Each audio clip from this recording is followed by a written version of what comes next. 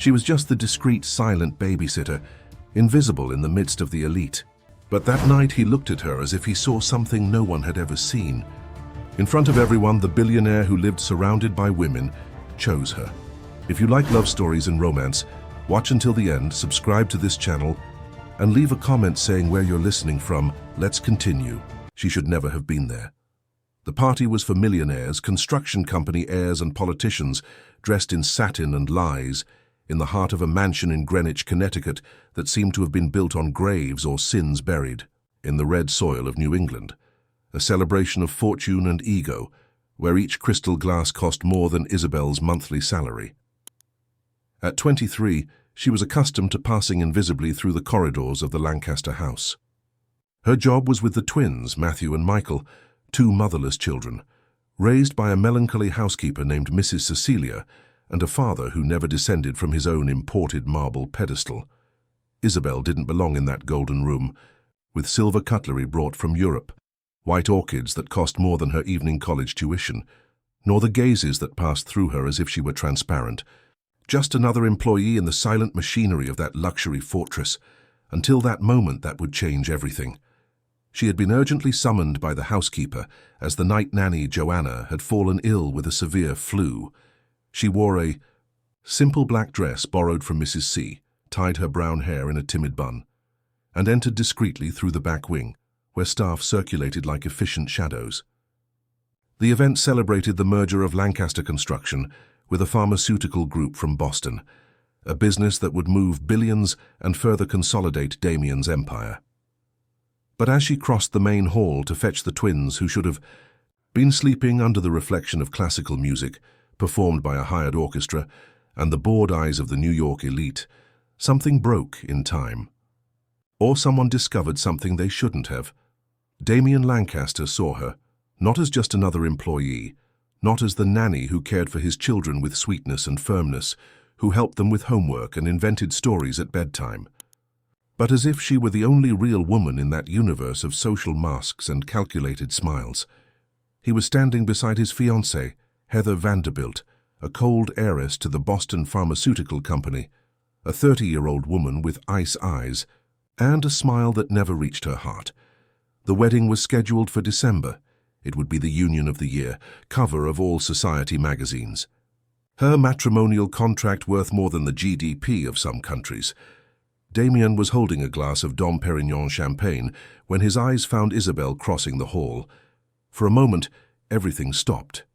The conversation with investors, the protocol, Smile, the representation of the perfect son-in-law. He observed her like a predator studying its prey, but there was something more in his dark eyes, a hunger that wasn't merely physical. The words left his mouth before he could control them, in a low voice but sufficient to reach Heather and the nearby guests. "You're too beautiful to be just a nanny." The room silenced for 2 eternal seconds. 300 guests turned to the scene like spectators at an accident. Isabel felt the blood rise to her face, her hands tremble, her knees threatening to give way, but she remained firm, raising her chin with a dignity that came from far away, from the grandmother who had raised her in rural Virginia, teaching that poverty was not synonymous with smallness. Heather Vanderbilt contracted her blood-red, painted lips, her eyes narrowing like blades. The investors exchanged uncomfortable glances. Some society ladies whispered behind imported fans. But Damien didn't take his eyes off Isabel for even a second. That wasn't an innocent compliment. It was a calculated move, a piece in the dangerous game of a man who did nothing by chance, who had transformed the building of an empire into a dark art. Damien Lancaster was beautiful, like a Gothic cathedral, astonishing, enigmatic, with an external solidity that hid internal ruins. At 35, his face bore the weight of generations of power, and his eyes carried something that seemed permanently broken. There was in him an absence of tenderness that wasn't an absence of feeling, but rather the result of feelings too, old to be felt again, like wounds that had healed poorly. They said he grew up locked in Swiss boarding schools after the abrupt death of his mother, Elena Lancaster, when he was only 12. They said she went mad before dying, that she talked to herself and saw things that didn't exist. They said Damien inherited more than money from her. They said he also carried the same madness, only better controlled, more dangerous for being calculated. Isabel instinctively retreated, murmuring an excuse that nobody heard, and quickly headed for the children's rooms. But she could feel his eyes burning her back like a branding iron, marking her forever. In the days that followed, that embarrassing night, Isabel tried to remain invisible again, fulfilling her duties with the twins without crossing paths with Damien through the mansion's corridors. But normality was a fragile illusion in a house where nothing was really normal. The flowers began to arrive on Monday. White roses, not red as would be obvious, discreetly left on her desk in the children's room, always without a sender, always accompanied by handwritten notes in an elegant masculine handwriting. "You are the only living thing in this house of the dead." It was as if Damien wrote with his soul, but remained hidden behind the emotional walls he had built to avoid being touched. On Tuesday, they were purple orchids with a card that said, "When you care for the twins, even the century-old portraits in the mansion seem to breathe." Isabel tried to throw the flowers away, but Matthew and Michael, aged 6, were enchanted by the colors and asked if they could plant them in the garden. How could she deny the only innocent presences in that house? Mrs. Cecilia, the 60-year-old housekeeper who had worked for the Lancasters for 3 decades, observed everything with worried eyes. She was a thin woman, with grey hair always tied in a severe bun, who knew all the secrets of that family like someone who knows prayers by heart. "Girl, be careful," she said one Thursday, while arranging the children's clothes. "Mr. Damien is not an ordinary man. He has all peculiarities. The last nanny who worked here, Eliza, left in a very strange way." Isabel stopped organizing the boys' textbooks and looked at Mrs. C. "What do you mean, strange?" The housekeeper hesitated, like someone weighing words, before releasing them into the world.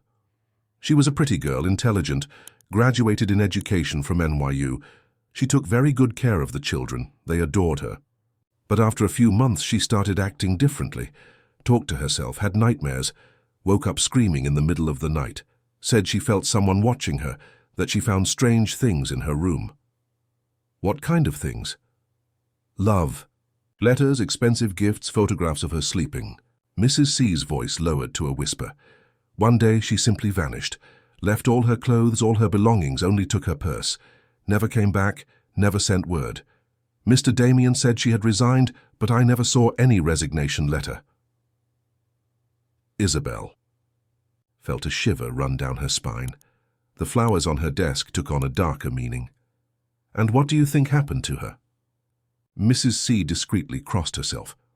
"I don't know, child, but I know this house holds many secrets. The Lancaster family has an ancient curse. Damien's great-grandfather grew very wealthy very quickly at the beginning of the last century, after World War I. They say he did business with the wrong people, that there is blood in the foundation of this fortune. Each generation pays the price in some way." Isabel wanted to laugh at the superstition, but something in the woman's seriousness made her swallow her words. Mrs. C had the eyes of someone who had seen too much to doubt the impossible. That night, after putting Matthew and Michael to bed and reading them a chapter of The Little Prince, Isabel was walking down the main corridor when she noticed something different. A door that had always been closed was now ajar, letting a thread of golden light escape. Curiosity overcame prudence. She approached slowly, pushed the door carefully, and entered an environment that left her breathless. It was a secret room, like a private museum dedicated to melancholy. Dim light coming from various scattered candles, walls covered with portraits of Damien's mother, Elena Lancaster, at different ages, girl, teenager, young woman, mother. Antique porcelain dolls arranged on shelves, a silver hairbrush with grey hairs still caught in the bristles, an old record player playing Debussy at low volume. In the center of the room, on a mahogany table, was a brown leather-bound notebook with a name engraved in golden letters, Eliza Sanders, the diary of the previous nanny. Isabel's hands trembled as she opened the first pages. The handwriting was delicate, feminine, but as she advanced, it became increasingly shaky, desperate. March 15, I started today at the Lancasters' house. The children are adorable, the house is beautiful, the salary is excellent. I feel like my life is finally on the right track. April 3rd. Mr. Damien is a very reserved man, hardly speaks to me, but sometimes I feel he watches me from afar. Her Mrs. C says he's always been strange since his mother died. April 20. I found flowers in my room today, white roses. Nobody knows who left them there. May 15th. He spoke to me today, asked about my family, my dreams. He has a hypnotic voice, eyes that seem to read the soul. I felt something strange, as if it were dangerous, but irresistible at the same time. June 2nd. I can't stop thinking about him. It's wrong, I know, he's my employer, about to be married soon, but there's something about Damien that attracts me like a magnet or like an abyss. The following pages related an obsessive romance, secret nightly encounters, desperate declarations of love, but also growing fear, a sensation of being controlled, manipulated. The last entries were almost illegible, written with desperation. He's not normal, there's something wrong with him. With this house, I need to get out of here before it's too late. I tried to leave today, but he convinced me to stay, said he loves me, that he needs me. But his eyes were of another person. The last entry was dated 3 days before Eliza disappeared. He knows things about me that I never told anyone, as if he's known me forever. I'm afraid, very afraid. Isabel closed the diary with her heart racing. She needed to get out there immediately, but when she turned to the door, she found a familiar silhouette blocking her exit. Damien was standing at the threshold, observing her with an unreadable expression. He didn't seem surprised to find her there. In fact, it seemed like he had been waiting for this moment. "You found her," said Damien, his low voice echoing in the silent room like a ghost's whisper. There was no surprise in his tone, nor anger, that she had invaded that forbidden sanctuary. Only a dark resignation, as if this moment had been inevitable since the first day she stepped into that house. Isabel held Eliza's diary against her chest, her heart beating so hard she was sure he could hear it. The candles flickered with the draft of air entering through the open door, creating dancing shadows on Damien's face that made him appear even more disturbing. "I shouldn't be here," she managed to whisper, but her voice came out weak, unconvincing. He took a step into the room, closing the door behind him with a soft click that sounded like a sentence. His cologne reached her, wet wood and gilt, something expensive and wild that made her stomach turn in a way she couldn't define whether it was fear or desire. "This room belonged to my mother," he said, approaching slowly, like someone approaching a wounded animal. Or it did. Now it's just a museum of memories that should have been buried long ago. Isabel observed the portraits on the walls with different eyes. Elena Lancaster had truly been an extraordinary woman, with delicate features and eyes that seemed to guard ancient secrets.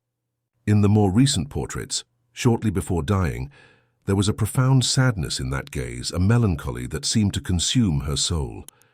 "What happened to her?" asked Isabel, surprising herself with her own courage. Damien stopped a few meters from her. In the golden candlelight, he seemed even younger, more vulnerable. For the first time since she had met him, she saw not the ruthless businessman or the calculating fiancé, but the orphaned boy who hid behind all that armor of power. "My mother went mad slowly," he answered, his voice carrying an ancient pain. "It started with small things. She forgot names, talked with people who weren't there, woke up screaming in the middle of the night. The doctors said it was severe depression, then schizophrenia. Then they invented other names for something they couldn't understand." He walked to the record player and delicately adjusted the needle. Debussy's music began again, melancholic and hypnotic. She said there were voices in the house that the dead couldn't rest. My father thought they were fantasies of a disturbed mind. I was too young to understand. I only knew that my mother was slipping away bit by bit, even while physically present. Isabel lowered the diary, her initial anger being replaced by unexpected compassion. There was something in the way he spoke of his mother that revealed a deep and painful love, the kind of love that marks a person forever. "And Eliza?" she asked, raising the notebook. What really happened to her? Damien's eyes narrowed, and for a moment she saw a flash of something dark, dangerous, passing through them like a cloud covering the moon. Eliza was complicated, he said, choosing his words carefully. Beautiful, intelligent, loving with the children, but also obsessed. She couldn't accept limits, didn't understand that some feelings should remain in the place where they were born. He came closer, and Isabel felt her breathing change. There was magnetism in him, a dangerous gravitational force that attracted her even when her mind screamed to flee.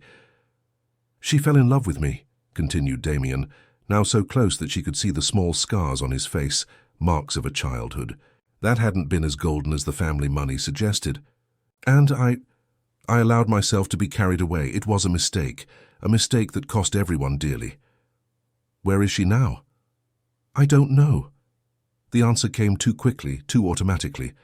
One day she simply left a letter saying she couldn't stay any longer, that she needed to start over somewhere else. Isabel observed his face, looking for signs of lies, but Damien was a man accustomed to hiding truths.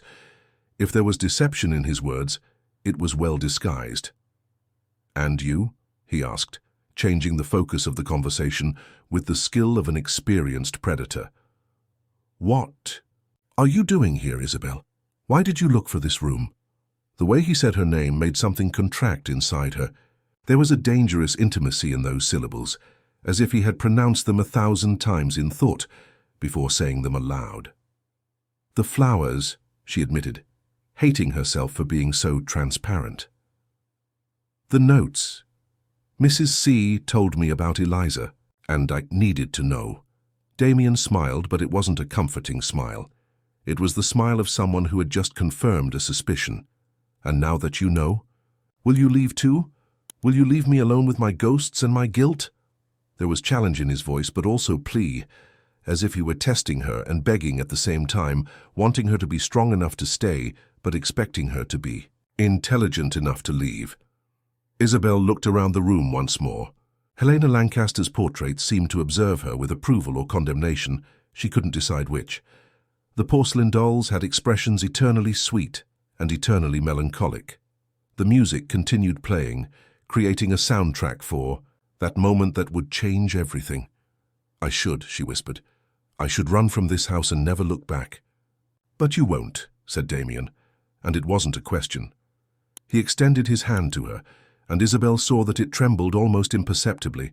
For the first time he seemed human, vulnerable, real. Why not? She asked, though she already knew the answer. Because you're like me. Someone who can't resist the abyss. Someone who needs to touch fire to know if it will burn. When their fingers touched, it was like completing an electrical circuit. The connection was immediate, intense, frightening. Isabel felt as if she had known that hand forever, as if it were destined to fit perfectly in hers. Damien gently pulled her closer, and she didn't resist. Their eyes met, and in them she saw reflections of her own loneliness, her own hunger for something real in a world full of masks and lies. Don't do this, she whispered, but her hands rose to his chest, feeling the uncontrolled heart beating beneath the silk shirt. I can't stop, he admitted, his forehead touching hers. From the moment I saw you, I knew I was lost. When he kissed her, there was no tenderness in that gesture. It was a hungry, desperate kiss, as if he were drowning, and she were his last breath of air.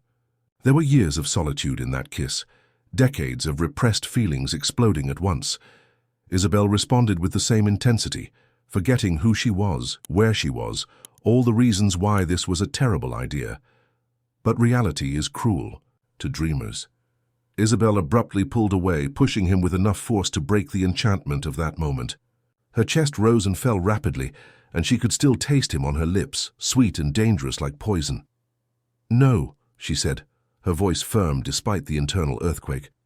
This can't happen. You're about to get married. I work for you and I'm not Eliza. Damien didn't try to approach again, but his eyes didn't deviate from her face for even a second. There was something new in his expression, a mixture of admiration and challenge. as if she had just passed a test he hadn't expected her to pass. "No," he agreed, his voice hoarse. "You're not Eliza. She was fragile, broke easily. You have something. She didn't have strength, courage to say no to me." Isabel held Eliza's diary more tightly, as if it were a talisman against the magnetic attraction she felt for him. "Was she fragile, or did you break her?" she asked, surprising herself with her own audacity. The question hung in the air like toxic smoke. For a moment, Damien seemed genuinely hurt, as if she had touched a wound that had never properly healed. "Perhaps both," he admitted, lowering his gaze for the first time. "Perhaps I'm too good at destroying the things I love." There was a brutal honesty in these words that made Isabel's heart contract. She saw in him in that instant not the powerful and controlled man, but someone haunted by his own demons, someone who was afraid of himself. "Why are you telling me this?" she whispered. "Because you deserve to know who I am before deciding whether to stay or leave." He raised his eyes again, and in them she saw a vulnerability that seemed to cost him everything to show. "I'm a man with a lot of money and a lot of power, but also with a lot of darkness inside me. I inherited more than fortunes from my family, Isabel. I inherited curses." She wanted to laugh at the melodrama, but there was something in his seriousness, in the way he spoke, that made her believe he was being completely honest. "What kind of curses, Damien?" Walked to the window of the secret room, which overlooked the mansion's gardens. Outside, the night was clear, with a full moon that made everything silver and shadows. "Obsession," he said simply. "The men in my family don't know how to love normally. We fall in love like contracting a disease, completely, destructively. My great-grandfather killed a man because of a woman. My grandfather went mad when my grandmother died, spent the last 10 years of his life talking to her ghost. My father destroyed my mother little by little with his sick love, his need to control her, to possess her completely." Isabel felt a shiver run down her spine. There was something in his words that sounded like confession and warning at the same time. "And you think you're like them?" "I know I am," he replied, turning to face her. "You can't imagine the things I think about you, Isabel, the things I want to do, the way I want to possess you, not just physically but completely. Your soul, your thoughts, your dreams. I want to be the center of your universe as you've become of mine." His words were both terrifying and intensely seductive. There was a raw honesty in them that made Isabel feel more desired than she had ever felt in her life, but also more threatened. "You're trying to frighten me, so I'll leave," she said, recognizing the tactic. "I'm trying to save you from me," he corrected, "because when I have you, I won't be able to let you go, and you'll hate me for it." Isabel closed her eyes, trying to organize her thoughts. Everything in her screamed to run, to get her things and leave that house before it was too late. But there was something stronger than fear, a morbid curiosity, an attraction to the intensity he offered. "And Heather?" she asked, opening her eyes.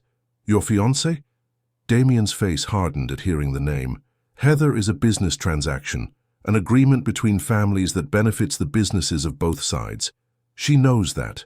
I know that. There's no love involved, just convenience. She will have the name and status, I will have access to her family's pharmaceutical contacts."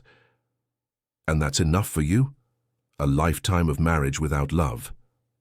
"It was," he said, "until you appeared and showed me what I was missing." Isabel walked to the door, needing physical distance to think clearly. But before opening the door, she turned to him one last time. "If I stay," she said, her voice low but clear, "if I let this happen between us, you promise one thing?" "Anything. Promise that if I ask to stop, if I want to leave, you will let me go. No blackmail, no manipulations, no using your power or your money to stop me." Damien was silent for a long moment, as if he were waging an internal battle. Finally, he nodded. "I promise." But both knew that some promises are easier to make than to keep, especially when they involve men accustomed to getting everything they desire. Isabel left the room without saying anything more, but left Eliza's diary behind. It was a symbolic gesture. She would not be defined by another woman's story, would not repeat the same mistakes. In the days that followed, a dangerous game was established between them. Damien didn't seek her directly, respected the space she had created, but his presence was constant in other ways. He began dining at home more frequently, something he rarely did before. He spent more time with the twins, and Isabel couldn't help noticing how he was different with the children, softer, more human, almost affectionate. The flowers continued arriving, but now accompanied by more elaborate gifts. A book of poetry by Emily Dickinson that she had mentioned liking. A delicate gold bracelet with a star-shaped pendant. An expensive French perfume that arrived with a note, "So you think of me every time you wear it." Heather Vanderbilt appeared at the house more frequently too, as if she sensed the change in the air and wanted to mark territory. She was a very beautiful woman, tall, elegant, with the bearing of someone born to command boardrooms and charity receptions.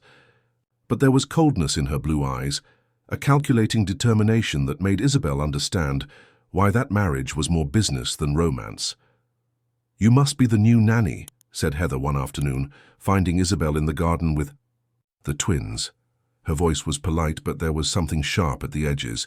"Damien told me about you."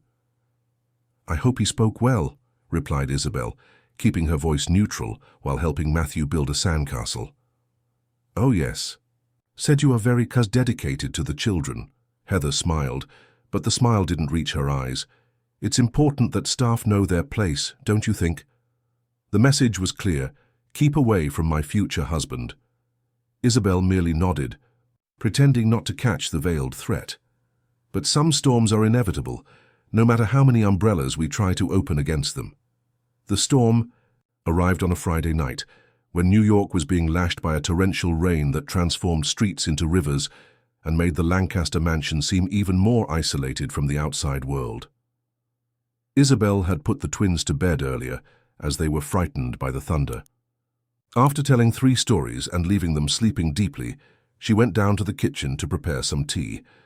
The house was strangely silent, with Mrs. C already retired to her quarters and most of the staff dismissed because of the storm.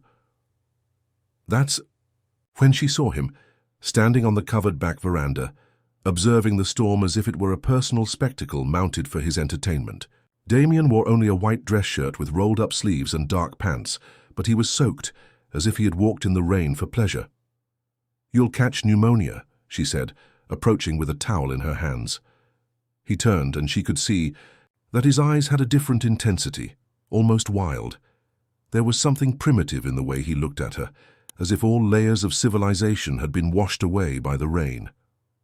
"Maybe that's what I need," he responded, accepting the towel, but not using it, letting it hang in his hands. "Something that makes me feel I'm alive." There was a deep melancholy in his voice that made Isabel's heart contract. Under the soft light of the veranda, he seemed younger, more lost, like a boy who grew up too quickly and never learned to deal with childhood wounds. "Why are you here, Damien?" she asked softly. "Why aren't you with Heather, or at some business dinner, or doing any of the 1,000 things men like you do on a Friday night?" He laughed, but it was a sound without joy. "Men like me," he repeated, tasting the words as if they were bitter. "You know what men like me do, Isabel? We lie, to ourselves, to others, until we believe the lies are truth. I spent years lying that I didn't need anything beyond power and money." A particularly strong thunder echoed over them, and Isabel took an instinctive step towards him. The proximity made them both tense, like 2 magnets fighting against their own nature. "And now?" she whispered. "Now I know I was lying." He let the towel fall to the floor and approached slowly. "Because you arrived and destroyed all my certainties. Made me realize I've been living a life that wasn't mine, following a script that was written by other people." The rain continued falling violently, creating a liquid curtain around the veranda that isolated them from the rest of the world. It was as if they were the last 2 people on Earth, protected only by a few meters of roof and by their proximity to each other. "You have choices," said Isabel, though her voice came out weaker than intended. "There are always choices." "Not for men like me," he replied, raising a hand to gently touch her face. "My life was planned before I was even born, the company I would inherit, The woman I would marry, the children I would have, even the grave where I would be buried. All decided by tradition, by strategy, by convenience. Isabel closed her eyes at feeling his touch, so soft it seemed, like a whisper on the skin. She knew she should move away, that each second there was a step closer to a precipice from which she might not be able to return. But there was something in his vulnerability that completely disarmed her. "And what do you want?" she asked, opening her eyes to meet his. "I want to choose. Once in my life I want to choose something out of desire, not obligation." His hand descended to her neck, his fingers tracing imaginary lines on the skin that made her tremble. "I want to choose you." The words hung between them like a confession and a promise. Isabel felt her heart accelerate, her breathing become more shallow. All her education, all her good sense screamed that this was madness. He was engaged to another woman. She was his employee. They came from completely different worlds. But there was something stronger than reason pulsing in her veins. "Damien," she began, but he placed a finger gently on her lips. "Don't say no yet," he asked. "Not out of obligation, not out of fear, not because it's what's expected of you. If you say no, let it be because you truly don't feel the same as I do." He leaned in, bringing his face close to hers until she could feel his warm breath against her skin. His lips brushed lightly against hers, not quite a kiss, just a promise of what could happen. "I feel it," she admitted, in a voice that was barely a whisper. "God help me, I feel it."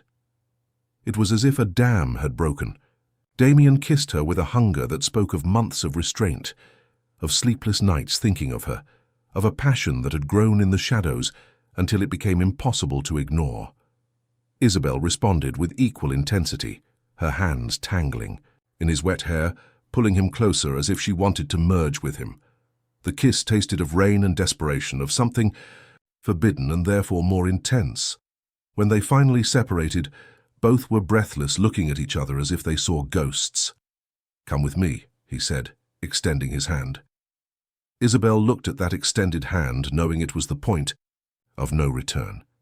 If she took it, she would no longer be just the dedicated nanny and would become the employer's lover, the woman who destroyed an engagement, the complication that could ruin her life and his. But there was something in the way. He looked at her, a need so deep it seemed to physically hurt that made her forget all the consequences. She took his hand.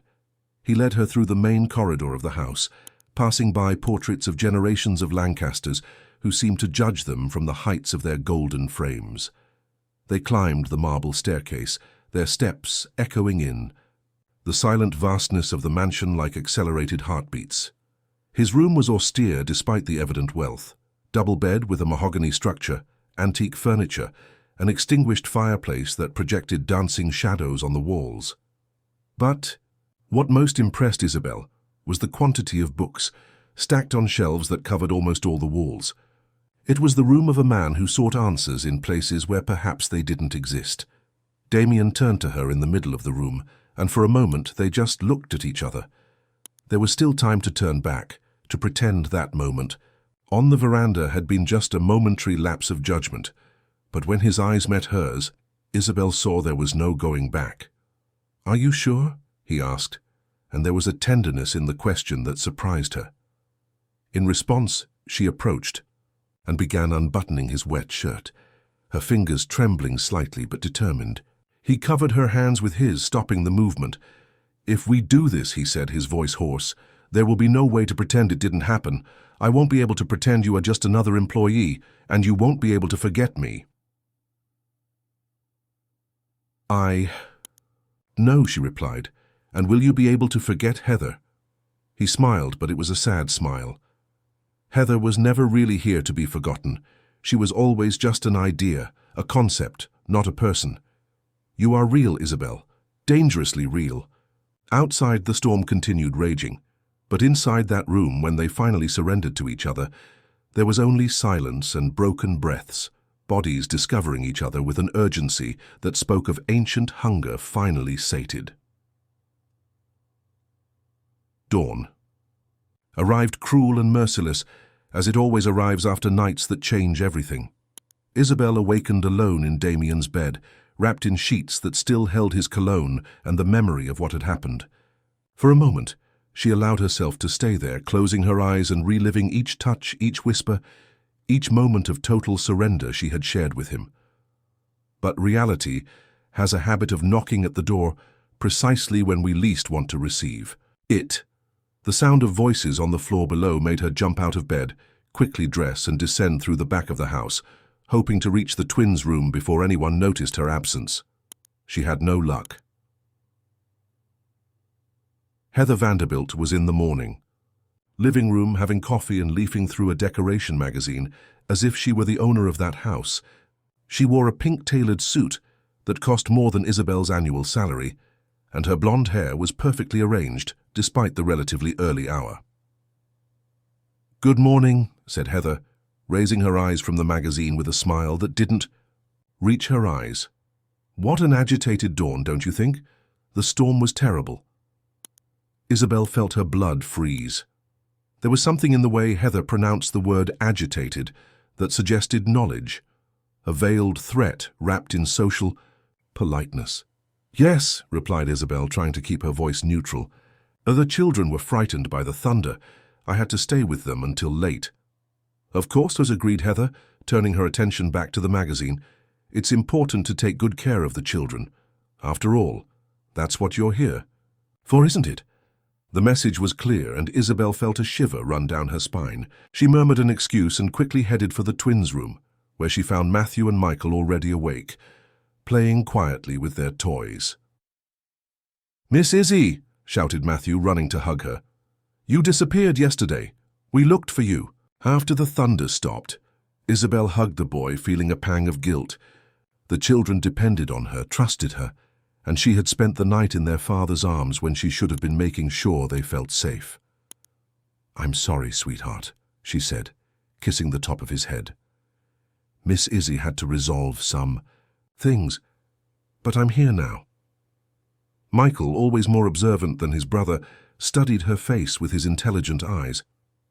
"You look different today, Miss Izzy," he said. "You seem, I don't know, brighter." "Children have a disturbing capacity to see through the masks that adults wear." Isabel smiled and messed up the boy's hair. "Must be because I slept well," she lied. "Now let's have breakfast, and then you help me choose a new book for us to read together." The days that followed were exquisite torture. Damien didn't try to seek her directly, but his presence was a constant in the house. He dined at home every night, something he rarely did before, and always found excuses to pass by the children's room during the hours when Isabel was there. The glances they exchanged were charged with a new, dangerous intimacy. When he asked about the twins' homework, there was a softness in his voice that didn't exist before. When she explained the children's progress, her cheeks flushed without her being able to control it. Heather also increased her presence in the house like a cat-marking territory. She appeared without warning for lunches, brought expensive gifts for the children, made a point of demonstrating familiarity with every room, every employee, every domestic routine. "I'm thinking of redecorating the master bedroom after the wedding," she commented one afternoon, while Isabel organized the twins' toys in the garden. "Those antique pieces are so somber, don't you think? The house needs more light, more life." Isabel just nodded, pretending total concentration on the task of storing the building blocks, but each of Heather's words was like a needle. The idea of another woman sleeping in the bed where she had completely surrendered herself to Damien made her stomach turn. It was Mrs. C who brought the first truly concerning news. The housekeeper appeared in the children's room one Thursday night, after the twins were already sleeping, with a grave expression on her wrinkled face. "Girl, I need to talk to you," she said, closing the door behind her. "It's about Miss Heather." Isabel felt a knot form in her stomach. "What about her?" "She's been asking questions about you, about your schedule, about how much time you spend with the children." Mrs. C came closer, lowering her voice to a whisper. "And more importantly, she's been asking questions about that night of the storm." "What kind of questions?" "Wants to know if you were really in the children's room all night, if I saw you, if the boys confirm your version." The housekeeper's eyes shone with concern. "She hired a private investigator, girl. I saw the man leaving her office yesterday. Isabel sat heavily in the chair next to Matthew's bed, feeling the world collapse around her. Heather knew. Maybe she didn't have concrete proof yet, but she knew. "What do I do, Mrs. C?" The housekeeper sighed, her expression softening with maternal compassion. "What I should say is for you to pack your things and leave this house today, before it's too late." She paused. "But I know you won't do that." "Why not?" "Because I recognize in your eyes the same shine I saw in Eliza's eyes, and in the eyes of Mr. Damien's mother before things got bad for her." Isabel raised her head abruptly. "What do you mean by that?" Mrs. C hesitated, as if deciding whether or not she should reveal a secret kept for years. "Mrs. Elena didn't go mad on her own," she finally said. "It was the sick love that Damien's father felt for her that destroyed her. He couldn't let her breathe, couldn't bear that she had a life of her own. He controlled every movement, every friendship, every thought of hers. Elena was a strong woman when she married him, but she was broken little by little, until her mind couldn't take it anymore. And Damien? Does he know this?" Damien was just a child. He remembers his mother as a fragile, sick woman. No, she was strong before meeting his father. Mrs. C took Isabel's hands between hers. "The men in this family don't know how to love without destroying, girl. It's a curse that passes from father to son." "But he's different," protested Isabel, though her voice came out less convincing than she would have liked. "Maybe. Or maybe you haven't seen his dark side yet." The housekeeper squeezed her hands. "Just promise one thing. If he starts to show himself too possessive, if he tries to control you, if he makes you feel like you're losing your identity, run, no matter how much you think you love him." That night, Isabel stayed awake until late, thinking about Mrs. C's words and watching the twins sleep peacefully. They were innocent amid all that confusion, two children who just wanted love and stability. She couldn't destroy their lives because of her own confused feelings. That's when she heard the soft knock on the door. Damien entered silently, closing the door behind him carefully to not wake the children. He was dressed only in pajama pants and a t-shirt, his hair disheveled as if he had run his hands through it several times. "I couldn't sleep," he whispered, approaching her. "I can't stop thinking about you." Isabel stood up from the chair where she was sitting, putting a safe distance between them. "Damien, we can't do this here. The children—" "I know," he said, but continued approaching. "I just need to touch you just for a second. I'm going crazy without you." There was an intensity in his eyes that frightened and attracted her at the same time. It was exactly what Mrs. C had described, a love that seemed more hunger than tenderness, more need than choice. When he touched her, gently pulling her into an embrace, Isabel felt her resistance melt. There was warmth in that embrace, security, the promise that she was completely desired. But there was also something more, something she couldn't define, a possessiveness that made her instinct silently scream a warning. "Heather knows," she whispered against his chest. Damien tensed. "How does she know?" "Mrs. C told me. She hired a private investigator." Isabel felt his muscles harden under her hands. When he spoke, his voice had a coldness she had never heard before. "Then we'll have to deal with Heather." The way Damien said, "deal with..." Heather sent a chill down Isabel's spine.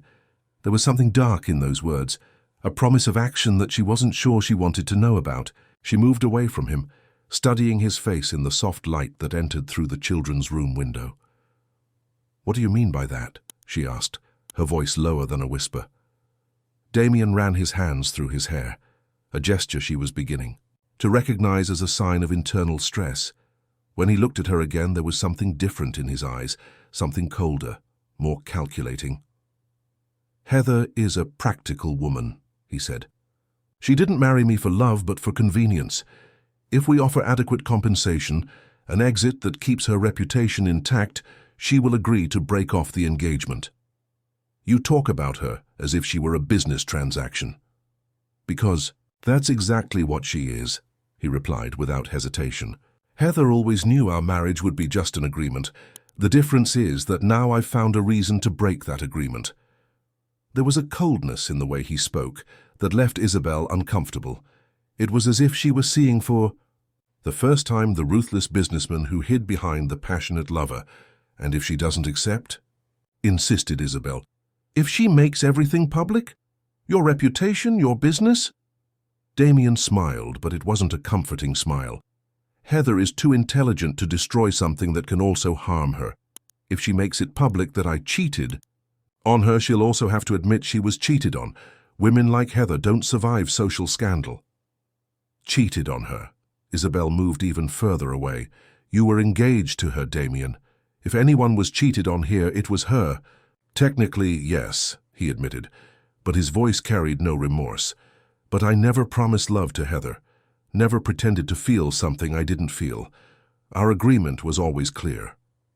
Isabel began walking back and forth in the small space between the twins' beds, trying to process what she was hearing. Was the man before her the same one who had surrendered to her with such passion just a few days ago? The same one who had whispered words of love against her skin? And me? She asked, stopping to face him. Am I also part of an agreement? Am I also a convenient transaction? For a moment something broke in Damien's mask. She saw the vulnerable man again, the one who had emotionally knelt before her on the veranda. No, he said, approaching slowly. You are the first real thing that has happened to me in years, the first person for whom I feel something I can't control or classify or negotiate. He tried to touch her, but she retreated. How can I be sure? She asked.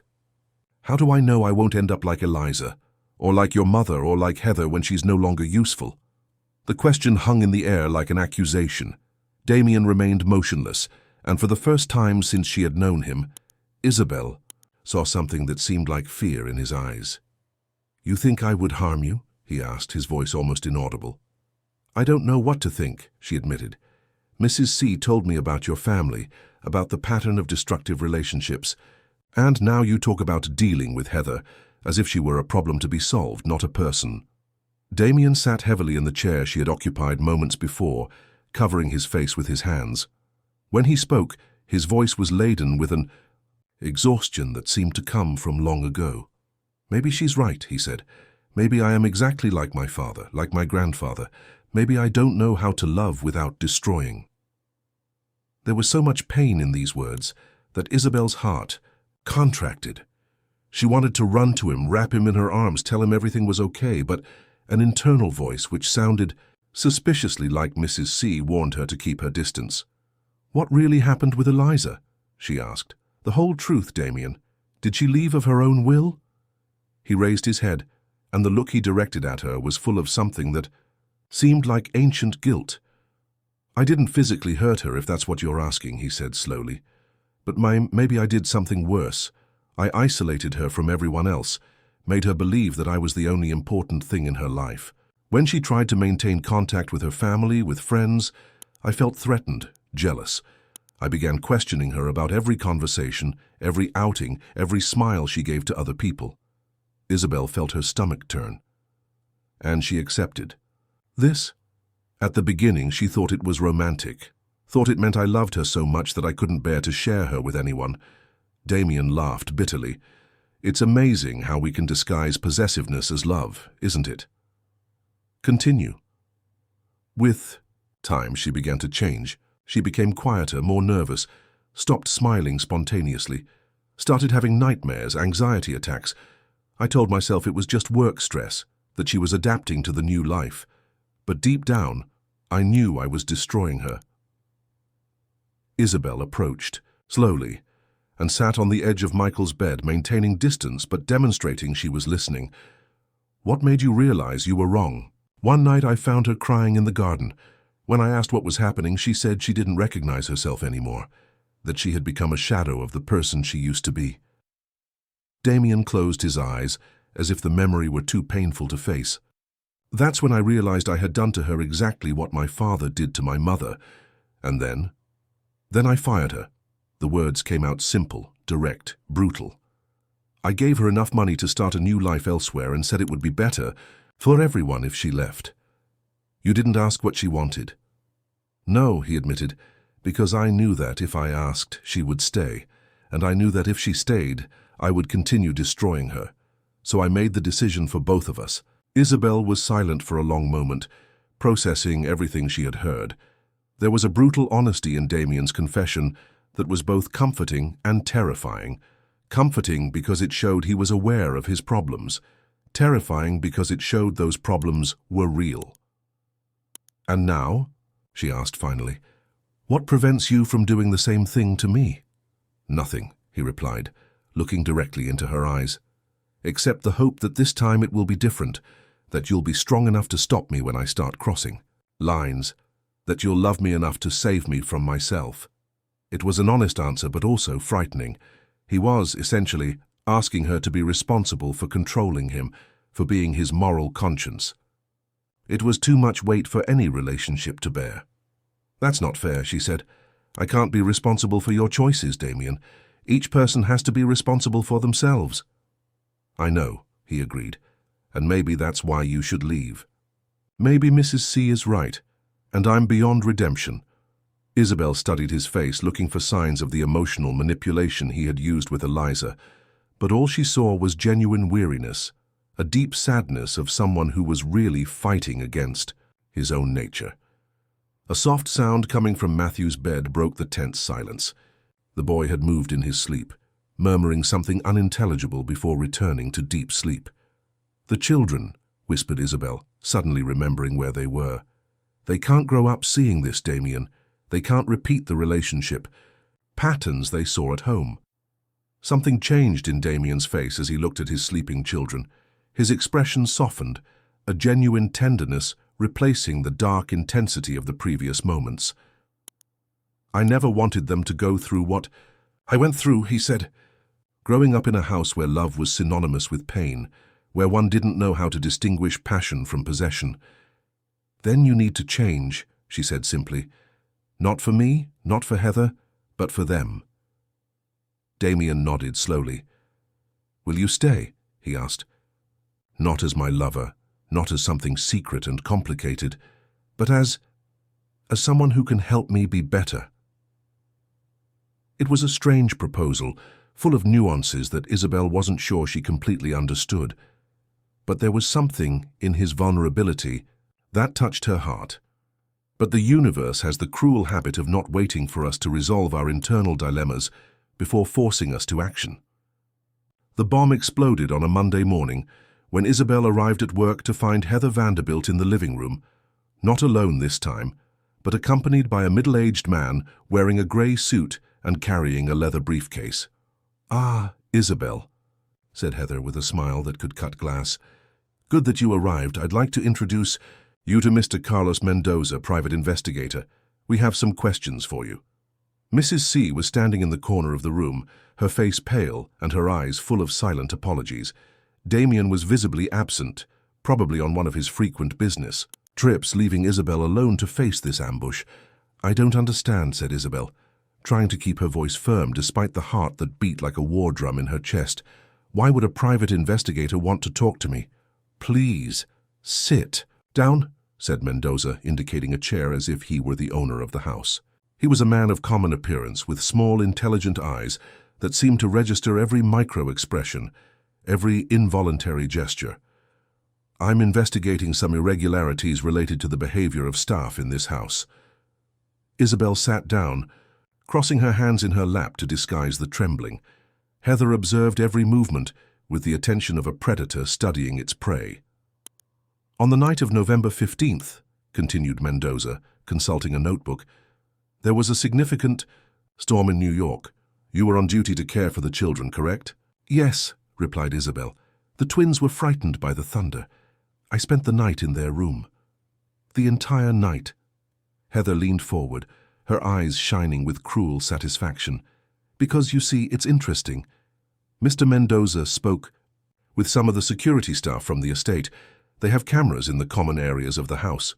Isabel felt her blood freeze. The cameras. How had she not thought of that? "The images show you leaving the children's room around 10 at night, continued Mendoza, leafing through his notebook with professional efficiency, "and not returning until approximately 6 in the morning. Where were you during those 8 hours? The question hung in the air like a guillotine ready to fall. Isabel could feel Heather's gaze burning her, anxiously awaiting a lie she could use as ammunition. Isabel began, but her mind was blank. Any lie would be easily unmasked by the cameras. Any truth would be the confirmation Heather needed. That's when a familiar voice echoed through the room. She was with me. Damien was standing at the entrance to the room, wearing a dark suit that made him seem even more imposing. His eyes were cold as ice, but there was an iron determination in his posture. Heather turned so quickly she almost knocked over her coffee cup. "Damien, we weren't expecting you until tomorrow." "Clearly," he said, walking to the center of the room with the confidence of someone who knew he was in his own territory. "Mr. Mendoza, I imagine you're the investigator my fiancé hired to spy on my staff in my own house." Mendoza stood up, visibly uncomfortable with the sudden change in the room's dynamics.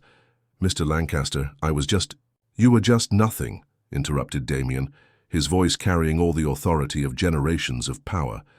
"You invaded my privacy, intimidated my staff, and transformed my house into an improvised court without my authorization."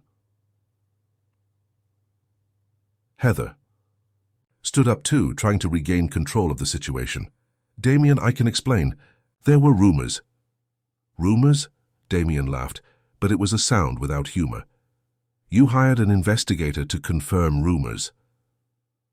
"She wasn't in the children's room the night of the storm," said Heather, pointing to Isabel as if she were a confessed criminal. "The cameras prove it." "The cameras also show her entering my office at 10:15 that night," said Damien calmly. "At my request, we were working on reports about the twins' educational development, work that extended into the early morning." It was an elaborate lie, but told with such conviction that even Isabel almost believed it. Damien had the gift of making his words sound like unquestionable truths. Mendoza leafed through his notebook, visibly confused. "But sir, the office cameras show—" "The cameras in my private office are turned off whenever I work with confidential documents," said Damien. "For obvious reasons of business security. Any competent investigator would know this." The implication was clear. Mendoza was not competent. The man turned red, quickly putting away his notebook. Heather was livid, realizing that her carefully elaborated plan was crumbling. "You're lying," she said, the mask of social education finally falling. "I know you're lying. You slept with her, didn't you? Your insignificant employee." The silence that followed was deafening. Mrs. C lowered her eyes. Mendoza seemed to want to disappear, and Isabel felt as if the floor would open beneath her feet. Damien walked slowly to Heather, stopping so close that she needed to raise her chin to face him. "Careful, Heather," he said, his voice low but laden with threat. "The next words that leave your mouth will determine whether you leave this house with your dignity intact, or if I make public all your little secrets. And believe me, I know several." It was a veiled threat, but effective. Heather paled, instinctively retreating. "What secrets?" she asked, but her voice came out less firm than intended. "Your questionable financial transactions with suppliers of your father's pharmaceutical company," said Damien conversationally. "The inflated contracts, the undeclared commissions, the small frauds you thought nobody would notice. Should I continue?" Heather turned white as paper. Isabel realized she was witnessing a duel between two predators, and Damien was winning. "This is blackmail," whispered Heather. "This is reality," corrected Damien. "You can leave this house now, with the incompetent investigator you hired, and never again mention what you imagine you discovered. In exchange, I temporarily forget what I know about your illegal activities. And our engagement? Consider it ended. Publicly, we'll say it was a mutual decision, incompatibility of temperaments.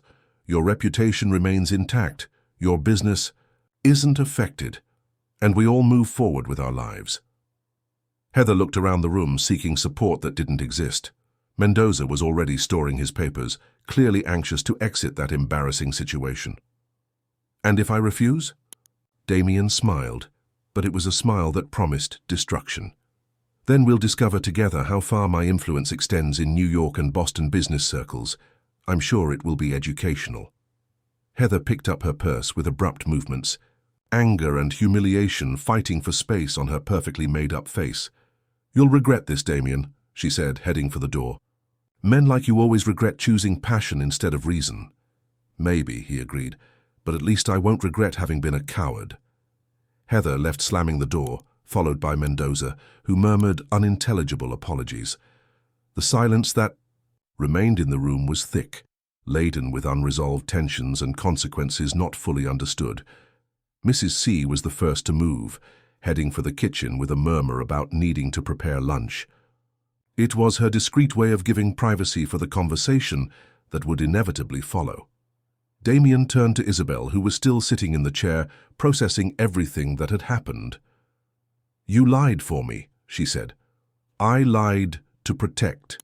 "Us," he corrected. "To protect you, the children, even Heather, from her own destructive choices. And now? What happens now?" Damien approached, extending his hand to help her stand. "Now we're free to discover what we really want to be together," he said. "Without false engagements, without investigators, without secrets." Isabel looked at the extended hand, knowing that taking it would be accepting not just help to stand up, but a new reality, a new beginning that could be wonderful or terrible, probably both. "And if it doesn't work out?" she asked. "And if you're right about being like your father?" "Then at least we will have tried to be different," he replied.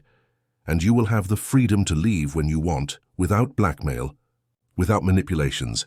It was a promise that both knew was easier to make than to keep, but it was a beginning. The months that followed were like living inside a dream that constantly threatened to transform into a nightmare. Isabel was no longer just the twins. Nanny, though officially she continued to be. Damien enrolled her in a graduate program in education at Columbia, said he wanted her to have the best qualifications to care for Matthew and Michael, but both knew it was his way of socially elevating her, of making the relationship that had blossomed between them more acceptable. He bought her a small but elegant apartment in Brooklyn, said it was for her to have independence, a place of her own. But Isabel rarely slept there, spending most nights in the mansion, in the room they now shared without more secrets. From the outside, everything seemed like a modern fairy tale. Damien was attentive, generous, passionate. He took her to dinners, in sophisticated restaurants, trips to the Hamptons, cultural events where he introduced her simply as Isabel, a very special person. The social press speculated about the mysterious new woman in the life of the recently single businessman, but he carefully protected her privacy. The twins flourished with the stability. For the first time in their young lives, they had a present father figure and a loving mother figure living in harmony. Their school reports improved. They began to smile more, to ask questions about when Isabel would officially become their mother. It was all too perfect to be true. The first cracks in the facade appeared subtly. Damien began to ask casual questions about where she had been when she wasn't with him, who she had talked to at the university, if any professor or colleague had shown special interest in her. They were questions asked with smiles, wrapped in apparent affection, but Isabel recognized the pattern he himself had described. "I met an interesting colleague today," she commented one night, while they dined with the children. "Marina. She's doing a master's in child psychology. I think you would like her, boys." She worked in orphanages in Africa. Matthew and Michael were excited by the story, asking thousands of questions about Africa and the orphanages. But Isabel noticed that Damien became silent, cutting his meat with more abrupt movements than normal. Later, when they were alone, he brought up the subject. "This Marina," he said, feigning casualness while leafing through some company documents. "You mentioned she's single." "I didn't mention if she's single or not," replied Isabel, raising her eyes from the book she was reading. "Why does that matter?" "It doesn't matter," he said quickly. "Just curious. Will you see her again?" "Probably." She suggested we study together for the cognitive development test. Damien closed the documents and turned to her completely. "Don't you think it would be better to study at home? I have an excellent library. I can hire private tutors if you need. Why overburden yourself going out to study with strangers?" There was genuine care in his voice, but also something more, something possessive that made Isabel remember Mrs. C's words. "Because it's part of the university experience," she said gently. "Meeting people, exchanging ideas, making connections. So I can't learn everything just by reading books alone." "Of course," he agreed, but his smile didn't reach his eyes. "You're right. It's important to have diverse experiences." But the following week, when Isabel mentioned she was going to meet Marina at the university library, Damien suddenly remembered he needed to take her to choose a gift for Matthew, whose birthday was approaching. When she rescheduled the study meeting, he arranged tickets for a concert that couldn't be missed. On the third attempt, he simply appeared at the university at the agreed time, saying he was in the area on business and would like to meet the famous Marina. Marina was polite, but Isabel noticed her discomfort with Damien's presence, who made a point of mentioning several times how important Isabel was to his family, how he didn't know what he would do without her. It was subtle, but the message was clear. She is busy, has commitments, is not available for friendships. "He seems very intense," commented Marina afterward, when they managed a few minutes alone. "Are you married?" "Not exactly," replied Isabel, realizing how evasive her own answer sounded. "Be careful," said Marina, lowering her voice. "I've seen men like this before. They start protecting, end up controlling." That night, Isabel confronted Damien directly. "You made a point of pushing Marina away from me today," she said while preparing for bed. "I did nothing of the sort," he protested. "I just wanted to meet your friends. That's natural, isn't it?" "Natural would be you allowing me to have friends without your supervision." Damien stopped unbuttoning his shirt and looked at her through the mirror. "You think I'm trying to control you?" "I'm beginning to think so." He turned completely to face her, and for a moment she saw something dark pass through his eyes, something that disappeared so quickly she almost believed she had imagined it. "Isabel," he said, approaching slowly, "you are the most precious thing that has happened in my life. Naturally, I want to protect you. The world can be cruel to women in your position." "What position?" "The woman of the richest man in New York. You think people won't approach you with ulterior motives? That they won't try to use you to get to me?" It was a rational argument, and part of Isabel knew there was truth in it, but it was also the same logic he had used to isolate Eliza, to control his mother. "And you decide who these people are? You are the judge of all my relationships?" "No," he said, but hesitated a moment longer than he should have. "But I have experience you don't have. I know how to recognize certain motivations." It was in this type of conversation that Isabel got lost. Damien always sounded so rational, so careful, that she began to doubt her own instincts. Maybe he was right. Maybe Marina really did have ulterior motives. Maybe she was being naive. But then she remembered Mrs. C's words, Eliza's diary, Damien's own confession about his destructive patterns. The situation reached a critical point one Tuesday afternoon, when Isabel decided to surprise Damien and appeared at his office in the company to have lunch with him. The secretary said he was in a meeting, but that she could wait for him in his private room. That's where she found on his desk a folder with her name. Inside, detailed reports about her life, her activities, her conversations. There were photographs of her at the university, transcripts of telephone calls, even information about her family in rural Virginia. He was investigating her. Just as Heather had done, he had hired someone to watch her. When Damien entered the room half an hour later, he found her sitting in the armchair. Behind his desk, the folder opened before her. "I can explain," he said immediately. "Can you?" Her voice came out calmer than expected, a coldness that surprised them both. "Because honestly, Damien, I can't imagine an explanation that justifies this." He closed the door and approached slowly, as if she were a wounded animal that might flee at any moment. "It was for security. Mine, yours, the children's. I need to know if there are threats, if someone is trying to use you to get to me. 3 months ago you said you trusted me." "And I do," he said, but the words sounded hollow. "But I don't trust the world around us." Isabel stood up, closing the folder with a deliberate movement. "You know what's the difference between protection and prison, Damien?" she asked. "Protection is offered, prison is imposed. It's not a prison. No? She laughed, but it was a sound without humor. You control where I go, who I talk to, what I study, where I live. You investigate my conversations, monitor my activities, push away people you consider threats. What do you call that? I call it love, he said, and there was genuine desperation in his voice. I call it not being able to bear the idea of losing you. And I call it exactly what you did, to Eliza and to your mother before her. The words hung between them like a sentence. Damien paled as if she had slapped him. No, he whispered, it's not the same thing, I love you. Your father also loved your mother, replied Isabel, picking up her purse, and see how that turned out. She walked to the door, but before leaving she turned to him one last time. You promised me you would let me leave if I wanted, she said. I want to. And she left, leaving Damien alone in his office, surrounded by all his power and wealth, but empty of the only thing that really mattered. 6 months passed like a cold wind over New York. Isabel returned to her hometown in rural Virginia, to the simple house of the grandmother who had raised her, where the smell of freshly percolated coffee and homemade bread managed slowly to heal some of the wounds she carried in her heart.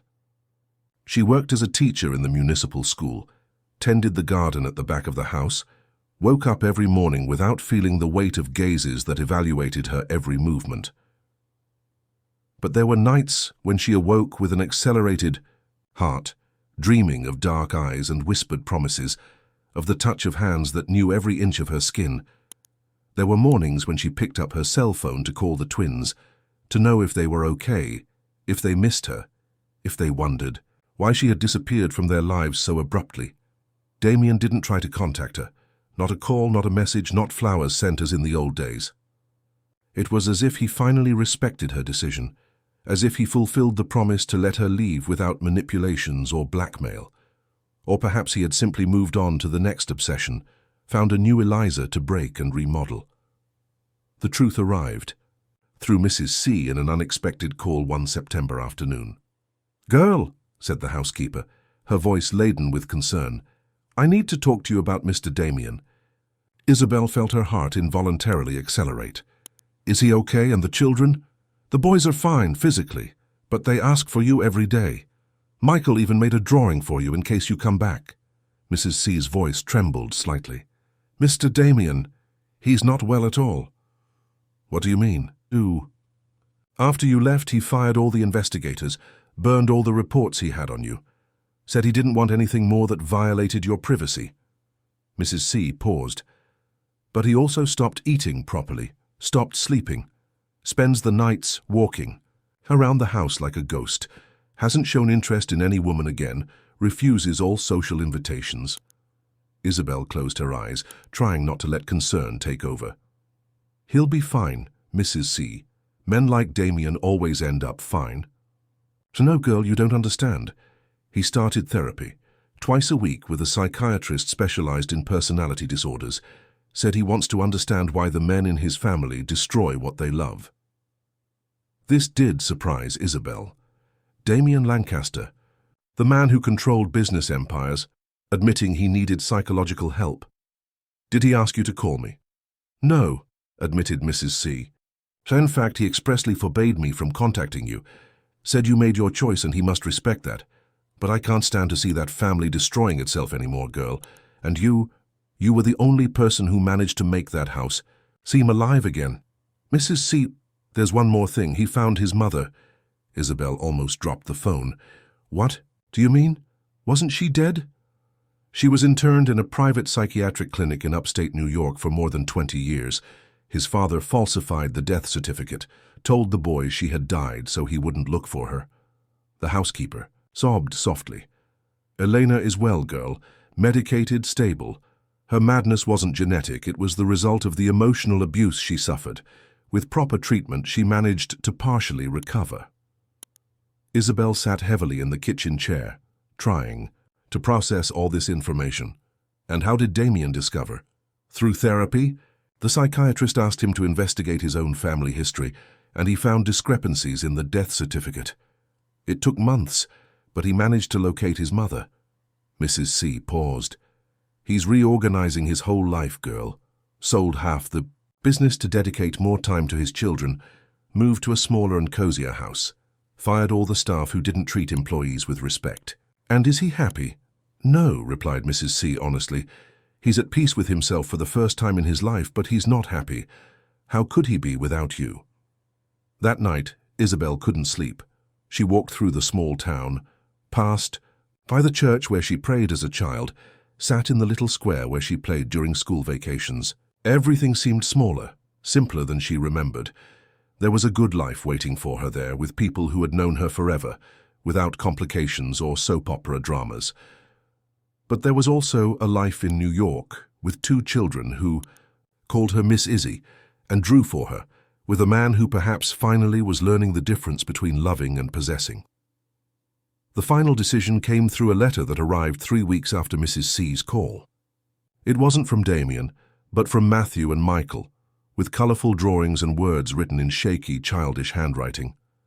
Miss Izzy, Daddy said you needed to go away, because he didn't know how to take care of you properly. He's learning, now with a doctor, how to better care for the people he loves. Do you still like us? When you come back, we'll have a picnic in the park, and Daddy promises not to get angry if you talk to other people. Michael drew you with wings because I said, you were like an angel. We miss you every day, with love, Matthew and Michael. Isabel cried reading that letter, cried as she hadn't cried since the day she left New York. They weren't tears of sadness, but of recognition, of finally knowing what she wanted to do. 2 weeks later, on an October morning when New York was awakening with cleaner air after the night's rain, Isabel rang the doorbell of the Lancasters' new house. It was really smaller than the mansion, but had large windows that let in natural light and a garden where children could play without fear of breaking something expensive. Damien answered the door personally. He was thinner, as Mrs. C had said, but there was something different in his eyes. The obsessive intensity had been replaced by a calmness she had never seen before. When he saw her, he didn't immediately smile, didn't try to touch her or pull her inside. He just studied her, as if he needed to be sure she was real. You came, he said simply.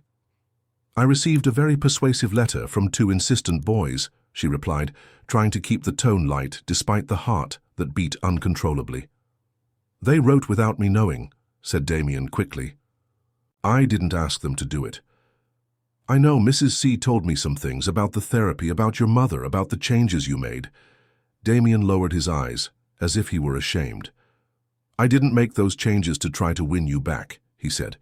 I did it because I realized I needed to learn to be a better person, regardless of whether you came back or not.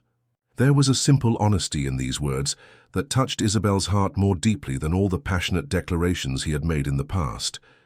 And did you learn? She asked softly. I'm learning, he corrected, every day. It's a long process, discovering how to love without destroying, how to care without controlling. But I'm trying. At that moment, shouts of joy echoed from inside the house, and Matthew and Michael appeared running, throwing themselves into Isabel's arms with all the accumulated energy of months of longing. Miss Izzy, you came back, shouted Matthew. Daddy, she came back. Let's show her our new room, said Michael, pulling her by the hand. And the drawing we made for you, and the photo of Grandma Elena that Daddy brought. Damien observed the scene with a small but genuine smile, the first she had seen on his face since she arrived. You have 5 minutes to show everything to Miss Izzy, he said to the children. Then she and I need to talk.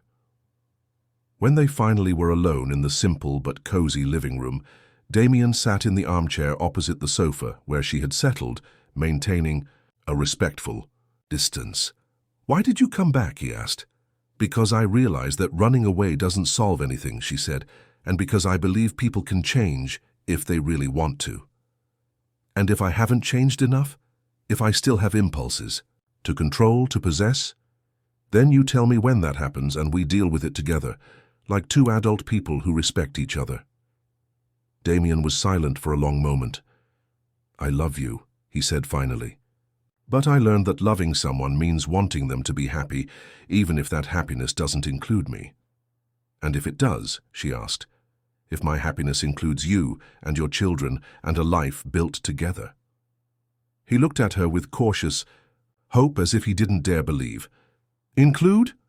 Isabel stood up and walked to him, extending her hand. Include, she confirmed. But this time without secrets, without control, without possession. Just love. The type of love that liberates instead of imprisoning. When he took her hand, it was with reverence, as if she were something precious but not fragile, something to be cared for, but not excessively protected. And when they kissed, it was with the promise not of destructive passion, but of joint construction, of two survivors of themselves choosing every day love over fear. Outside, New York continued its frenetic rhythm, but inside that house, a family was learning that sometimes